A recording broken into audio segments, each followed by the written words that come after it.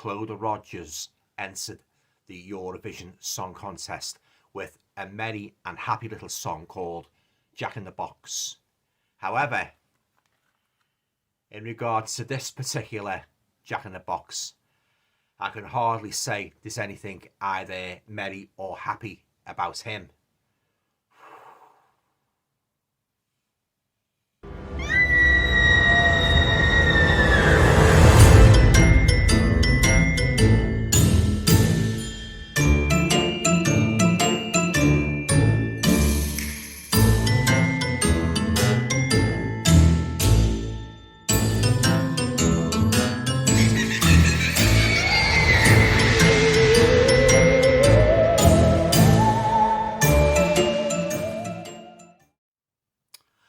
Hi guys, welcome to another video. Hope you're all keeping well. Now, for this video, I'm going to review a British horror movie. This is actually the third part, guys, of a three-part franchise. Now, it was made in 2023, and it was written and directed by Lawrence Fowler, and it stars Nicholas Hanscom, Isabella Colby-Brown, and Leona Clark. And that movie is called Jack in the Box Rises. Now, as per usual, guys, before I say anything further about the movie and give you my thoughts on the storyline as a whole, I'll just read you the blurb at the back of this DVD, just in case you're not familiar with this movie. The return of a horror icon, I'll say. When 18-year-old goth Raven fails to retrieve a valuable object for the mysterious Harvey, he has to pay a debt to him by transferring to an all-girls boarding school where he believes the dreaded Jack in the Box is hidden. Raven's search for the Jack in the Box is successful, only now the demonic Jack is loose, and it is up to Raven and the students to fight for survival and return him to the box before he kills them all. Now, will they make it out of the secluded school alive, or will the demon claim the victims it requires to remain alive? So there you go, guys. That's the blurb for its 2023 production, Jack in the Box Rises. Okay then, guys, on to my thoughts now on the story as a whole. It was okay. It wasn't as good as the first two Jack in the Box movies, which I've got here on Blu-ray. Yeah, it was good, but it wasn't as good as the first two. So basically, yeah, you've got this girl, Raven, like, you know, she's sort of like assigned to sort of like, kind of like, if you like, go undercover in this like all girls like boarding school to try and retrieve this demonic Jack in the Box, yeah. And oh yeah, one of the most terrifying killers I've ever seen, you know, in regards to puppets and that, you know, toys and that. This demonic Jack in the Box. It's basically like what he does, anybody who you know, the box comes into the possession, he has to sort of like, he grants them a wish, but in return, there's a catch, because like, he has to kill 6 people to sort of like, you know, to remain alive and strong and that. He grants them their wish and that, but you know, in return, you have to let him kill 6 people and that, yeah. So kind of sacrificing really and that, you know. So yeah, so that's basically the premise and that. It's quite, I think it's from the Victorian era, I'm not quite sure, but it's a very, very old, antiquated box. And when it starts up, the puppet pops out and that like a sort of like a clownish face, and then after that, the demon comes out and that, and oh my word, guys, does he kill his victims in the most brutal and horrendous fashion, yeah. So as I say, this is the third installment of this brilliant British little horror series, Jack in the Box. I've got some stills there, guys, of all the cast and that, you know, there's all the girls in the school and that, yeah. And there you go, more stills there from the movie, yeah. So there's the puppet that pops out, guys, before the demon makes his appearance, yeah.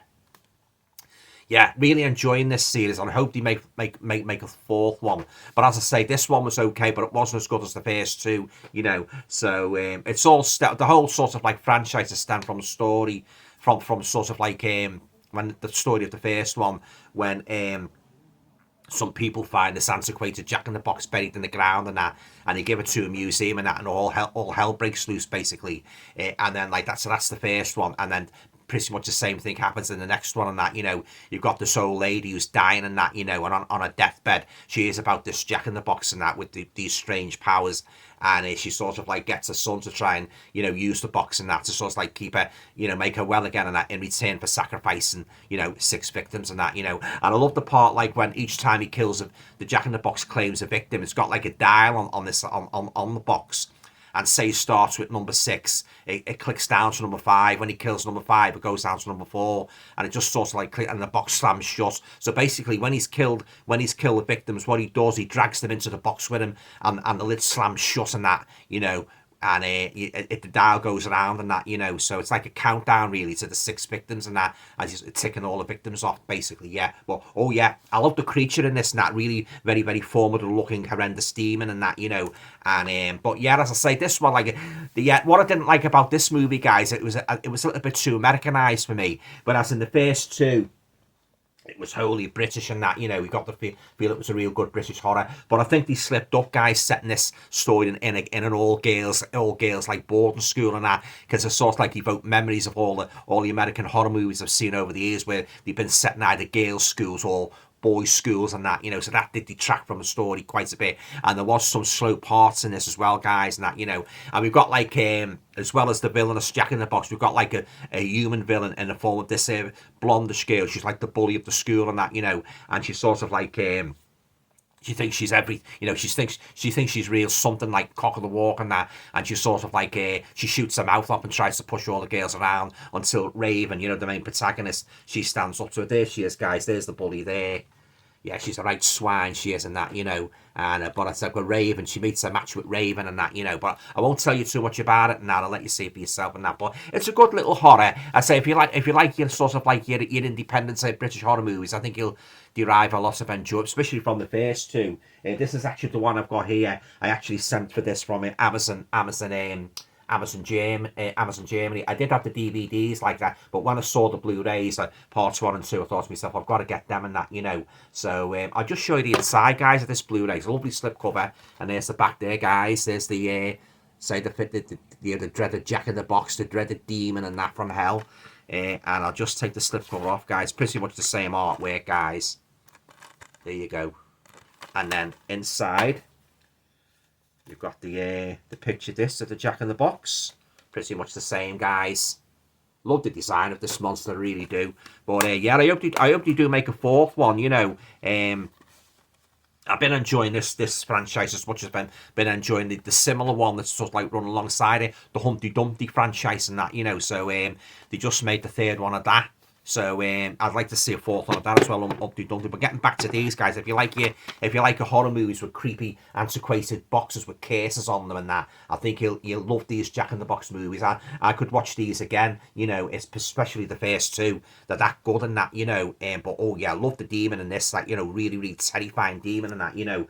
And really terrifying part in I think it's Jack-in-the-Box Part 2, where the son locks one of the girls in the barn and that, you know, and she's terrified and that, you know, and you see the box like sort of like springing into life and that, you know, the sort of like music playing, and then as I say, the puppet popping up and that, you know, and then the demon and that to sort of like administer the grisly coup de grace, as it were, you know. But yeah, so getting back to this one, guys, it could have been better. There was a missed opportunity here. I love that cover as well, guys. Yeah, fantastic cover. But it was mostly in the girls' school and that. You'd have to sort of like the personality clashes between, particularly with the bully and that, you know, and the other girls and that. It's got quite a good twist in this as well, guys. You know, so I won't reveal it and that. You know, just let you see the movie for yourself and that. Yeah, but yeah, as I say, it could have been better than that. You know, it was a bit too Americanized for me. So let's hope if they do a 4th one, they go back to the you know, the initial, the first 2 movies of Jack-in-the-Box, yeah. But it was very, very well done, good cinematography,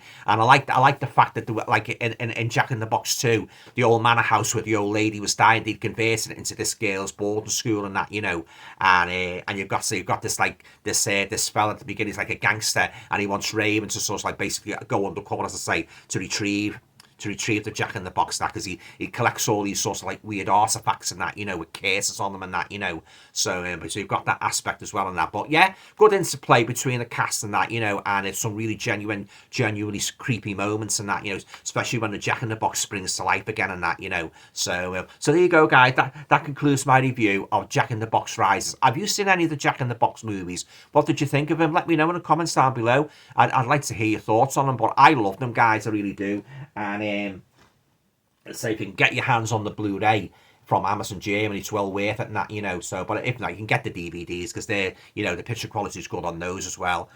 All right then, guys, on to it. I'm going to give it a rating now for each of the Jack in the Box movies. So the first two, I'm going to give a 10 out of 10, because I enjoyed the first two equally. They were really gripping, horrifying, and I love the characters in them and that. I love the part where the sort of like pass the Jack in the Box onto the museum and that, and all hell breaks loose in the museum and that, and it's a kind of a race against time as well in the first one. And I won't go into too much detail, but it really has you on the edge of your seat and that, but yeah, so 10 out of 10 for Jack in the Box parts 1 and 2. But I'm going to have to drop a couple of points off this, guys, for the reasons I've just stated. I'm going to give this one, I think I'll give it maybe, I'll give it 7 out of 10. Yeah, missed opportunity, guys, but I didn't hate it, I didn't love it either. I thought it was an average. It was the weakest of the three, if you like. It was the weakest of the three Jack in the Box movies. But I hope to see much more of this creature, this demon, and that, who really puts the willies up here. He really does, and that, I say the way the box starts up and that with the creepy chimes and that, and the puppet pops up, and then next to it, the demon sort of like walking all over the house and that, and all over the school and that, picking people off and that, and as he kills them, like, it's sort of like it ticks down. It reminds me, the part where I said about when he kills, each time he kills a victim, the countdown starts. It reminds me of Christopher Lee in Taste of Blood of Dracula, if any of you have seen it, when he killed those three decadent fathers and that, he stood in the shadows, didn't he? Just seen his eyes. When the first one is killed, he goes, the first, and then the second, and then the third, Oh, I love that scene in Taste of Blood Dracula. It pretty much reminded me of that, but not so much verbal, more visual, if you know what I mean, with the dial, starting off 6 and going down to 5, 4, 3,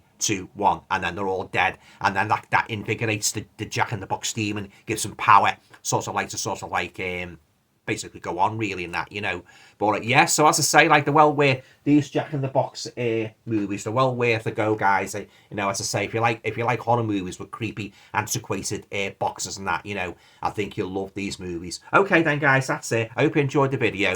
The usual, if you liked it, please feel free to share, subscribe, comments, and all going well. I'll talk to you all again in the next video. And yeah, there you go. Have a nice weekend. Bye for now.